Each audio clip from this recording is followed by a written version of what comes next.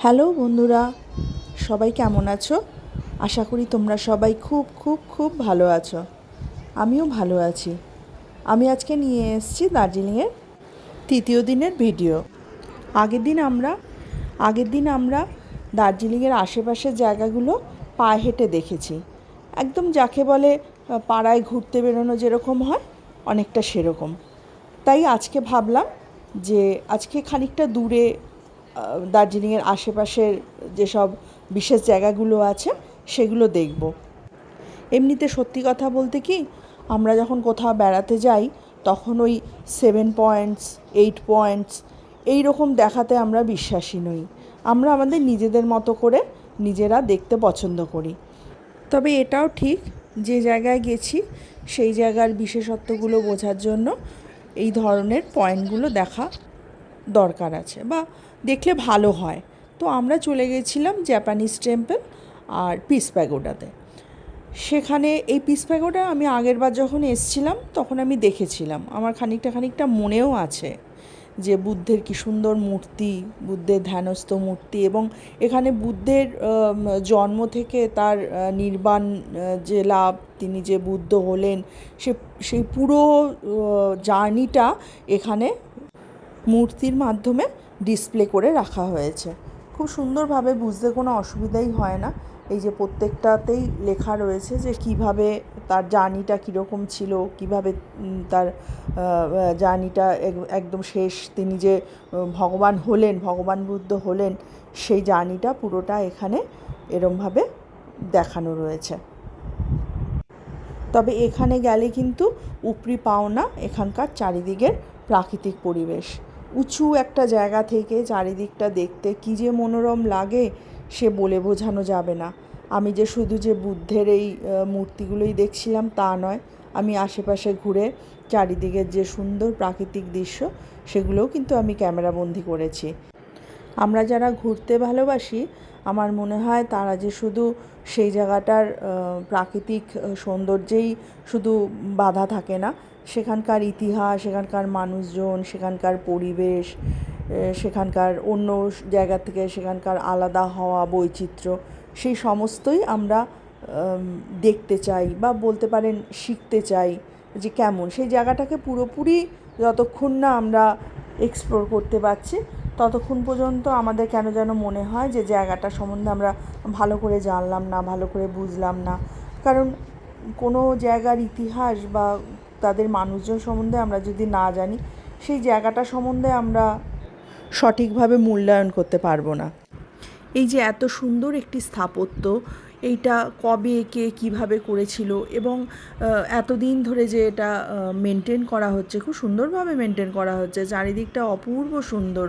একটু মেঘ ছিল, তাই না হলে আরও চারপাশটা আরও সুন্দর করে বোঝা যেত। এইগুলোই কিন্তু আমাদের জানার এবং আমাদের ভালো লাগার বিষয়। শুধু যে ভিড় করে সকালবেলা গেলাম কোনো একটা জায়গায় বেড়াতে গেছি বলে এবং সেখানে চারপাশটা শুধু ঘুরে দেখলাম, সেটাই কিন্তু নয়। এই যেমন টয় ট্রেনে না চড়লে কি বুঝতে পারতাম যে টয় ট্রেনে চড়াতে কত মজা লাগে। ছোটোবেলা থেকেই দেখে এসেছি টয় ট্রেন আর দার্জিলিং মানেই টয় ট্রেন। দার্জিলিং মানেই যেমন বাঙালিদের কাছে একটা আবেগ, আর দার্জিলিং বলতেই বোঝায় টয় ট্রেনে চেপে একা বেঁকা পাহাড়ি রাস্তা দিয়ে যাওয়ার যে স্বপ্ন, সেটা প্রত্যেক বাঙালির মনেই থাকে। তাই টয় ট্রেনে চাপার সুযোগ পেয়ে আমরা কিন্তু সেটা মিস করিনি। লোকের বাড়ি ঘর দোরের মধ্যে দিয়ে কেমন এঁকে বেঁকে ছোটো একটা লাইন ধরে সে সামনে এগিয়ে যাচ্ছে, সেটা কিন্তু সত্যি কথা বলতে না চললে বোঝা যেত না যে সেটার মজাটা কীরকম। মানে সত্যি কথা বলতে আমরা এমনি বড় ট্রেনে চড়ি, সেখানে তো ওরকম হয় না। লোকের বাড়ির উঠোন দিয়ে, লোকের বাড়ির জানলার পাশ দিয়ে আমাদের ট্রেনটা এগিয়ে যাচ্ছে, সেটা বেশ আমার মজা লেগেছে। আর ইঞ্জিনটা ছিল পুরোটাই কয়লার। আমরা যেমন আগের ট্রেনের সম্বন্ধে আমরা জানতে পারি যে কয়লার ইঞ্জিনে আমাদের ট্রেন চলতো আমাদের আগেকার দিনে, তা সেই সব কয়লার ইঞ্জিন তো আমরা এখন দেখিনি, কিন্তু এই টয় ট্রেনে চেপে দেখলাম যে একজন মানুষ কয়লা দিচ্ছে, তারপরে ট্রেনটা চলছে। এটা একটা কিন্তু আলাদা অভিজ্ঞতা। এরকম অভিজ্ঞতা তো সাধারণত হয় না, কারণ আমরা সাধারণত ইলেকট্রিক ট্রেনে চড়ি। এরকমভাবে কয়লা দিচ্ছে এবং ট্রেনটা চলছে, সেটা আমার কাছে বেশ বেশ মজা লেগেছে। আর তারপর এই টয় ট্রেনকে সামনে রেখে এরকম একটা ট্রেন্ডিং ছবি তুলতে কিন্তু আমি ছাড়লাম না। আমি কিন্তু একটা বেশ ভালো করে ছবি তুলে নিয়েছি, যে এটা কিন্তু সারা জীবন আমার সঙ্গে থেকে যাবে, যে আমি টয় ট্রেনে চড়েছি এবং বেশ বেশ এনজয় করেছি। আসলে সুন্দর মুহূর্তগুলোকে তো আমরা একমাত্র ধরে রাখতে পারি এই ক্যামেরার মাধ্যমেই। এই ভিডিওগুলোই আমার থেকে যাবে সারা জীবন ইউটিউবে। সেই জন্যই এই ছবিগুলো করে রাখা, যাতে কিনা সারা জীবন যখন ইচ্ছে হবে আমরা এগুলো শুধু মনের মণিকোঠায় নয়, আমরা ভিডিওতেও ইচ্ছে হলে দেখতে পারবো। এই ছবিগুলোই সারা জীবন আমাদের সঙ্গে থেকে যাবে, কারণ প্রত্যেক বছর তো আমরা এই জায়গাগুলোতে আসতে পারবো না। তখন এই ছবিগুলোই আমাদের স্মৃতি হয়ে, আমাদের ভালো লাগা হয়ে আমাদের আনন্দ দেবে।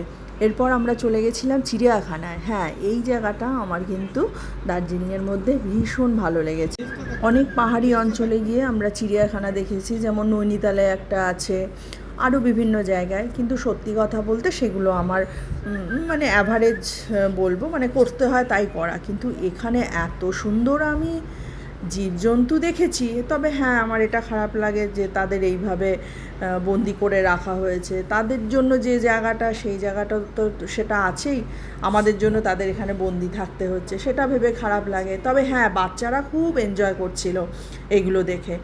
যে সত্যি কথা বলতে তারা তো আর বনে জঙ্গলে গিয়ে এরকম দেখতে পারবে না, তাদের জন্য এটা একটা খুব মজার জিনিস ছিল।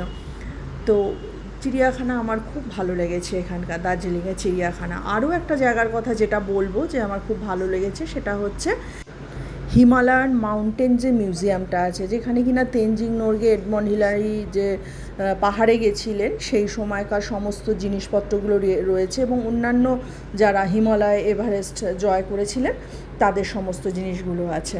তো সেই জায়গাটা আমার খুব ভালো লেগেছিল।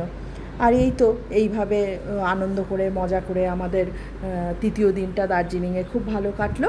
আপনাদের আমার ভিডিওগুলো কেমন লাগছে আপনারা জানাবেন, আর একটু লাইক আর শেয়ার করে দেবেন ভালো লাগলে, কেমন? তো আজকের ভিডিওটা আমি এখানেই শেষ করি। আবার নেক্সট ভিডিওতে আপনাদের দার্জিলিংয়ের আরও কিছু ভালো ভালো ছবি, আরও কিছু ভালো ভালো ভিডিও নিয়ে আবার আসবো। টাটা।